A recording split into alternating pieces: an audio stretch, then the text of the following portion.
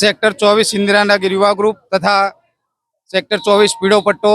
जय भीम सेवा ट्रस्ट तरफथी बाबा साहेबनी 134मी जन्मजयंति निमित्ते रेलीનું આયોજન કરેલું છે અને ભવ્યથી ભવ્ય